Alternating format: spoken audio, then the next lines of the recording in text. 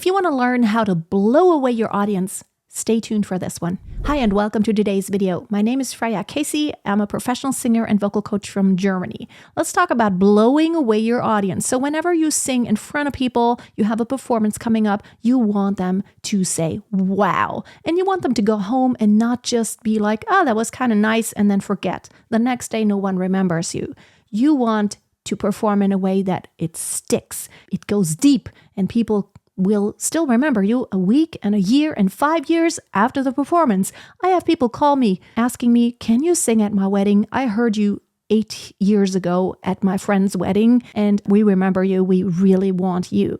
That is the most awesome compliment you could ever get. Here are some elements that you need to focus on in order to truly blow away your audience. Number 1, technical accuracy. Yes, because nothing that you do will really matter if everything is just all wrong. If you're off pitch and it's not accurate and clean and like it needs to sound and maybe reflects the style of the music, nothing matters. You need to have good technique under your belt, and that is nothing. And that is something we never stop working on. We keep focusing on pitch accuracy. We keep focusing on better resonance, on the transition, on the passaggio, on working mix, and how to just balance the sound between the registers.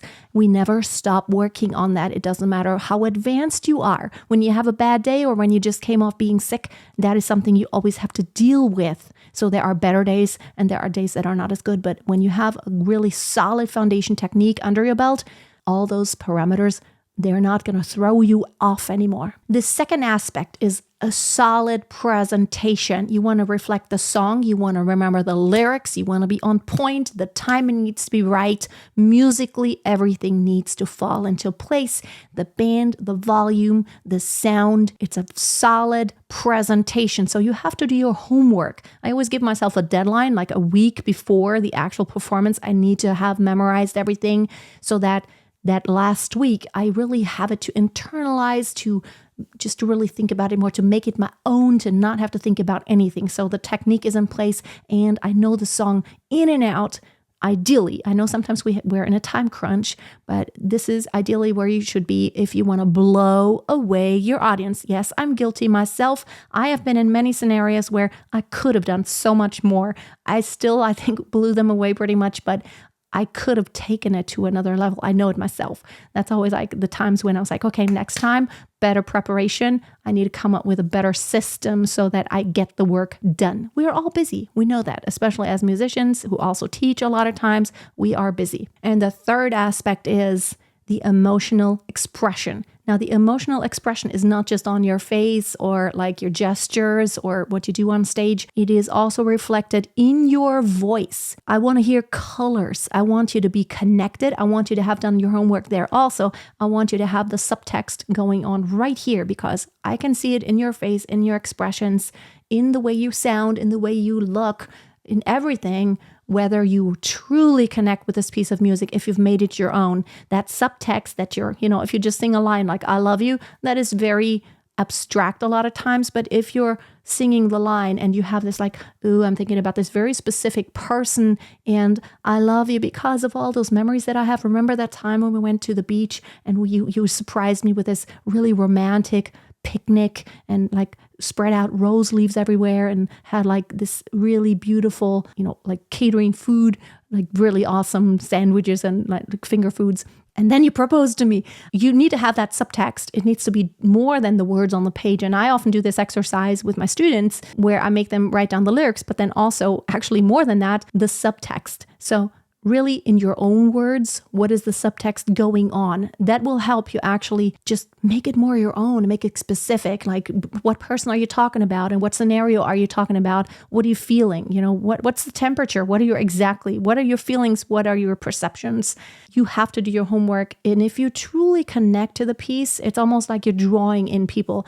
It never really works to try to throw things outside and just kind of throw an emotion out. You have to internalize it first. And it's almost like you want, instead of throwing it outward and pushing your audience this way, you need to pull them in. You need to make it so interesting and internal. That's, like there's so much going on inside of you. It's almost like a vortex. It sucks it sucks in the audience and they're like,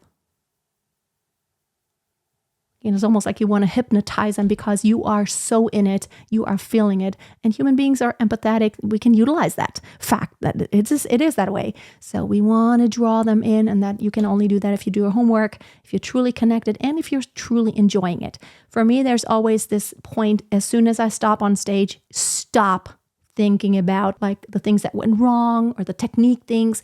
Don't think about anything except living through the song. This is not the time to worry about things that could go wrong or like, oh, I need like, this is like that interval didn't really work. I mean, you can do that, but that's not how you're going to blow away your audience. You're going to blow away your audience when everything works together in perfect symphony. That doesn't mean everything is perfect, because actually in music, true perfection doesn't come from being like a computer, like everything is quantized and everything is auto-tuned. That is not really what blows people away. What does blow people away is when a good level of accuracy and a really solid performance, you know everything, you know it by heart, is paired with the emotional connection. That is when everyone's going to be like, oh, this went deep. It doesn't have to be a sad song. It doesn't have to be a ballad. It could be an upbeat song. But if you're really hitting home, it's like, yeah, I'm living it. Think of something. I like The Weeknd. That guy is like, when he does something, he commits. Or like Lady Gaga, they commit. It's like, I'm living it. I'm giving it my all.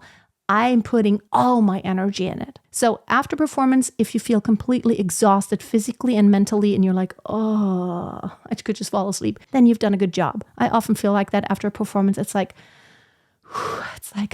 everything just hits me. It's like, okay, I just have given all my energy, literally. That's a good thing. If you do need to brush up a little bit on technique, you should check out my Perfect Beginnings course. It's perfect for everyone who's either starting out completely or wants to kind of check what are the most important things that form the basis for a solid foundation to where I have full control over my voice. Check out my Perfect Beginnings course. The link is below. Be blessed, my friend. Until next time, always keep a song in your heart and always keep on singing. Stop comparing yourself to others. You want to grow, you want to be more skilled, you want to improve, you want to expand. And so the only way to measure how much you have grown, how much more skilled you are than you were before, is to compare yourself to an earlier version of yourself.